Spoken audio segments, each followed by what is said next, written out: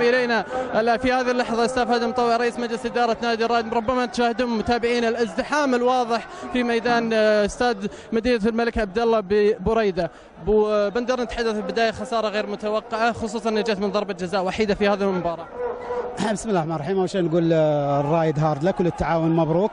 هذه الكورة فوز وخسارة حقيقة، يعني التعاون قدموا مباراة كويسة، جتهم ضربة جزاء واستغلوها جابوا منها هدف. حنا برضه جتنا ضربة جزاء ما وفق الله ما كتب اننا نفوز اليوم. صراحة يعني الرايد اليوم ما قدم مستوى، مو في مستواه، مو هذا مستوى الرايد اللي احنا نعرفه. اعتقد يعني ما كان الفريق في صورة اللي مفروض انه يطلع فيها. اعتقد لو الله اراد وان الرايد قدم مستواه المعهود يمكن انحسمنا المباراة، لكن ما قدمنا والتعاون كان افضل والحمد لله. مبروك لهم وان شاء الله نعوضها. التكتل الدفاعي بين الفريقين هو اللي نزل من رتم المباراة. والله شوف، يعني هم جابوا هدف ويبغون يحافظون عليه وهذا حق مشروع لهم. احنا يعني بالمقابل المفروض اننا يعني نستغل مهارات لاعبينا ونقدر يعني نسوي حاجة. صراحة جتنا ضربة جزاء ما وفق الله ما جت، فمعناته ان الله مو قاسم لنا الفوز. ايضا صراحة اشيد صراحة بالكابتن خليل جلال، وصراحة قاد مباراة كويسة ونشكره عليها. وان شاء الله ان هذه ثقتنا في الحكام السعوديين، وان شاء الله الدوري طويل وهي مجرد 3 نقاط خسرناها الحمد لله نقدر نعوضها ان شاء الله. بندر، المباراة هذه بتسبب لكم احباط؟ لا بالعكس، يعني ليش سبب؟ احنا في دوري زين، يعني نتوقع يعني بحكم انه ديربي القصيم يعني ومباراة مهمة للفريقين. لا شوف، هي مجرد 3 نقاط يعني سواء للرايد اننا كسبناها او خسرناها، يعني هي تبقى مجرد 3 نقاط ما راح يعني توقفنا. الحمد لله ماشيين كويس وترتيباتنا كويسة وان شاء الله نربي بيوفقنا باذن الله. ماذا تقول لجماهير الرائد ابو بندر؟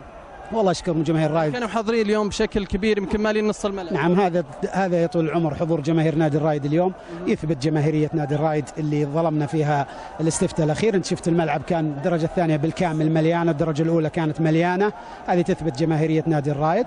اشكرهم صراحة على حضورهم ومؤازرتهم لنا، واقول لهم ان شاء الله هذه فقط 3 نقاط ان شاء الله نعوضكم عليها، وان شاء الله انكم تحضرون في المباريات القادمه، وان شاء الله نبيض وجيم زي ما رسمنا ابتسامه لهم في 4 مباريات. ان شاء الله المباراه الجايه ان شاء الله برضه نثبت لهم ان شاء الله ان الرايد هو الرايد اللي هم واثقين فيه. بندر، يبدو ان الاستفتاء بالنسبه لديك ظالم وانك انت يعني منظلم منه، انت حدثنا عن هذا الاستفتاء ورده الفعل في المباراه وقبل المباراه. والله شوف، يعني لما نجي نتكلم على الاستفتاءات يعني يجب ان الاستفتاءات تؤخذ يعني بمعايير حقيقيه جدا، يعني تطبق فيها الاستفتاء الحقيقي. اما انك تاخذ استفتاء يعني ويكون مجرد 3 أو 4 مجرد انك تاخذ عينه عشوائيه وتكون مركزه على جهه معينه، اعتقد ان فيها ظلم. يعني الرائد يطلع برا ال10، يعني هذا ظلم كبير جدا.